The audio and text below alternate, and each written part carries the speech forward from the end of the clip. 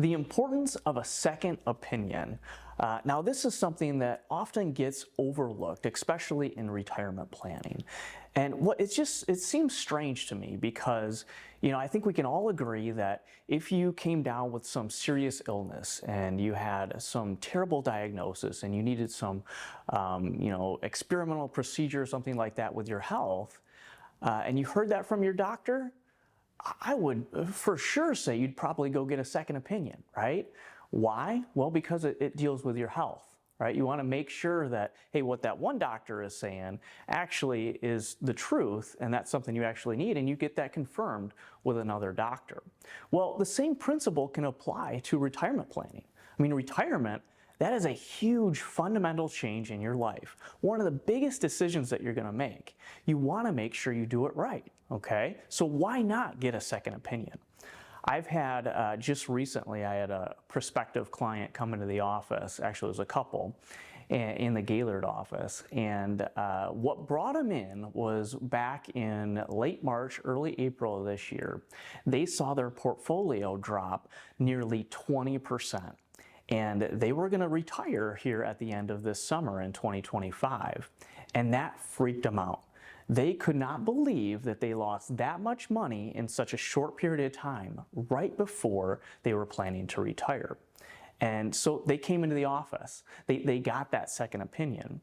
Now, thankfully for them, the market came roaring right back. And so by the time that they met with me, their funds had pretty much regained everything that they had lost at that point.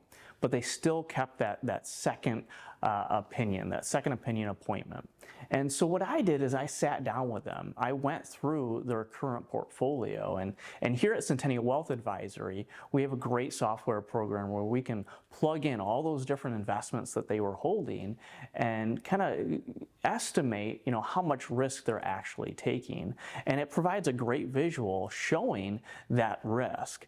Come to find out after going through this process, and it didn't take too long, we determined that they had nearly 82% of their portfolio in stocks. They were absolutely shocked to see how much risk they were taking with their funds.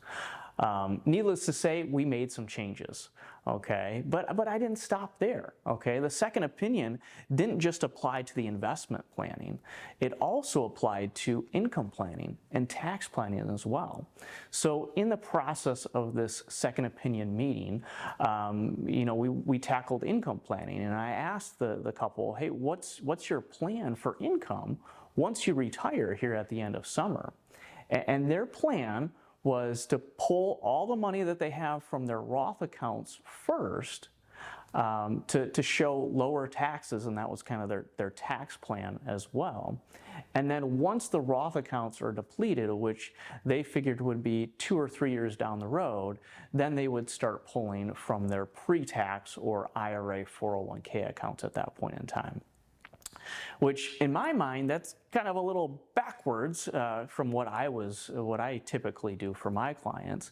And my question for that couple was, where do they think tax rates are going to be in the future? And I could see as soon as I asked that question, a little light bulb went off in the gentleman's mind. He's like, well, I think they'll probably be higher, right? We're $37 trillion in debt as a nation, so while I can't guarantee tax rates are going up, they probably are going to go up, right? And so I kind of flipped the script on this couple and said, you know what, in my mind, the Roth money is the last money that you probably want to touch because you get all that tax-free growth and potentially taxes are going to go up in the future. So if you don't touch those Roth funds for 10, 20 years down the road, tax rates are higher, but if you're using income from the Roth, you won't have to worry about that. So there's just 2 examples, okay? This couple, they thought they were on the right track, right? They had their investment plan, but they saw a huge drop in the market and they realized they were taking on way too much risk. Then the income plan, they didn't realize that, hey, maybe it's not the best strategy to take from the Roth right away in retirement. Now, everybody's situation is a little bit different, but for them, it didn't make the most sense. So don't wait for a market crash to come along. If you're approaching retirement or in retirement and you haven't had a second opinion on your portfolio, you need to do that. Okay, we do it for our health all the time. Why not for your wealth as well?